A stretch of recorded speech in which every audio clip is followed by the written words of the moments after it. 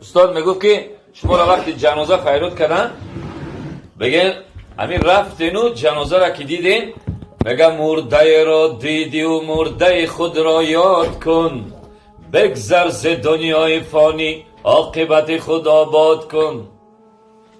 اگر بخواهی بهشت جاودانی 5 وقت نماز بخوان و شبها ناله و فریاد کن. مقصد همین که همون مرده را دیدی همین آیت در شامل میشه، در ربطی همین آیت میگه واتقوا یوما فی ترجعون الی الله. از همین روز بترس. او روز آمدنی هست. او روز خیلی که این بابایشون حضرت را نمونشونه میگه نیستم بر رفتم.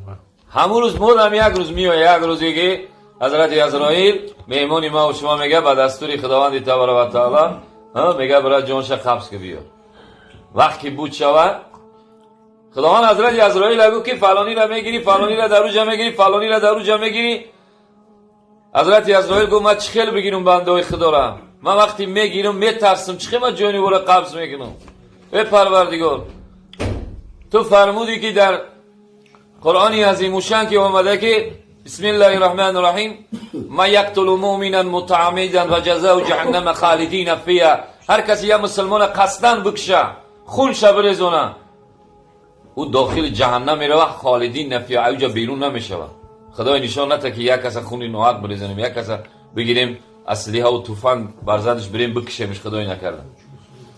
حتی در فقه اکبر میاد، در فقه ابو حنیفه رحمت الله امام عزیز ما و شما که اگر کسی یک کس ناخواست سهوا نمیخواست یا که تصادفاً میزنش موشقتی یا که گوشتینگ میگیره یا یگان خیل میکنه که میغلطه میکشش، میگه پولی 90 تا شتر خونبها باید بده.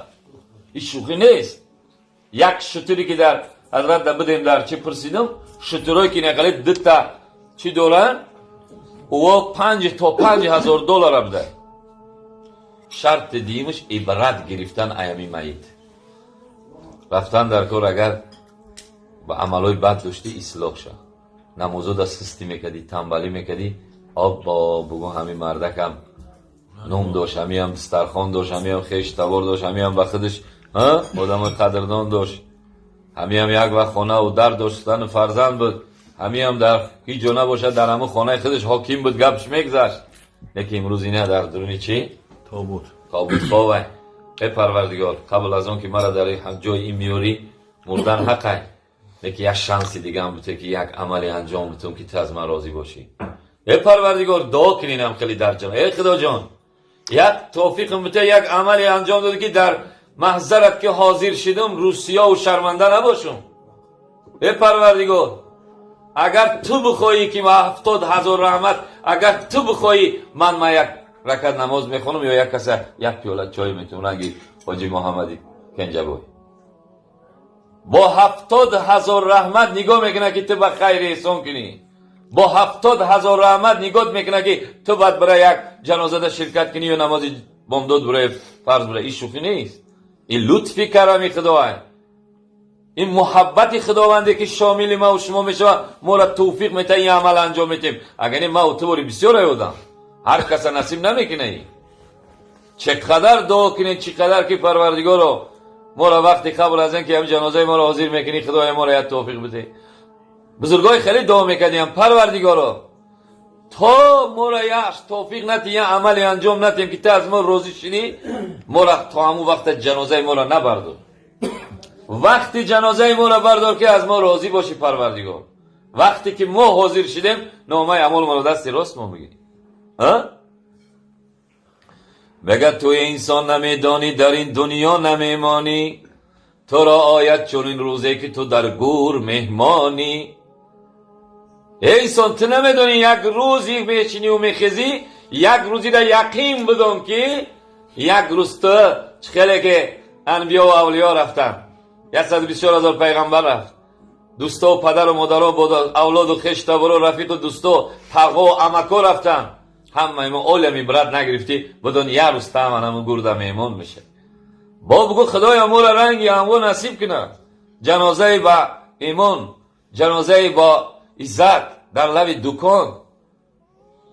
بزرگا میگفتن که خدایا مرگی با عزتون بده، خدایا مرگی با آبرو بده، با کفن و غسل و جنازه نصیبم که در لب دکانو بته با وصیت میفته چی دعای اما ما شاهد چی دیمه در همه اپیدمیا در همین مریضایی که تازه به سر من آمد مصیبت و بلا در تمام کل جهان آمد خدا پروردگار رشش کنده کنه عزیزان و دوستان بسیار رفتن مرگ مفاجا الموت یک بغتة والقبر صندوق العمل 1500 سال پیش رسول خدا یه حدیث گفت ما حدیث ما نو اثبات کردیم که مرگ ناگهان میآید تا قبر صندوق عمل میشود اشتگی بدیم فلانی گذشت هیچ خیلی شد کرونا ویروس شد کرونا ویروس خدا بکشه خدا ریشه ای مریضی را دور کنه این چه مریضی بود تمام دو یه دفعه اومدن برد پیغمبر گفته بود یه وقت میآید بعد کرونا ویروس چی این دعایی که خدا مرگ با عزت مرگ با ابرو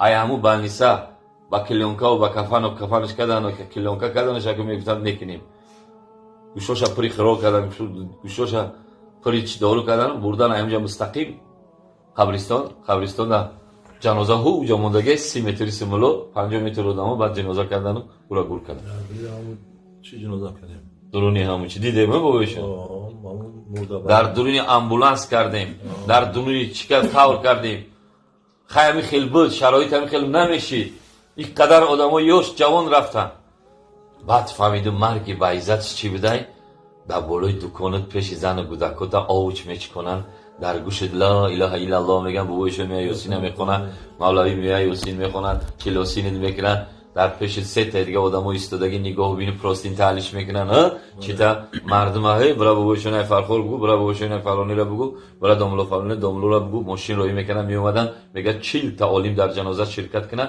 عذاب قبر و عذاب دوزخ نیست دیگه ایستادن مستقیم جنت میرون این قدر آدمو پیش مهربون در جنازه در ماشین روی میکنن که حضرتو ببین خوزی برو اومده یک تلفن الو بابا ایشان بیا جنازه داریم او خودش دیگه نمیگه ماشین بیار ماشین داره خودش میویا همین را نمیگن ازی آدما کوشش میکنن که برای چی میگن که روز جمعه بمرم پروردگار برای روز جمعه همه عالما همه اولیا روز جمعه نماز میرون آخه 800 کس یک از ولی ها بابا ایشان برای چی آدما آرزو میکنن که خدایا جنازه ده باشین جنازه را شنویدین برین حتما رفتین جنازه ده دعا کنین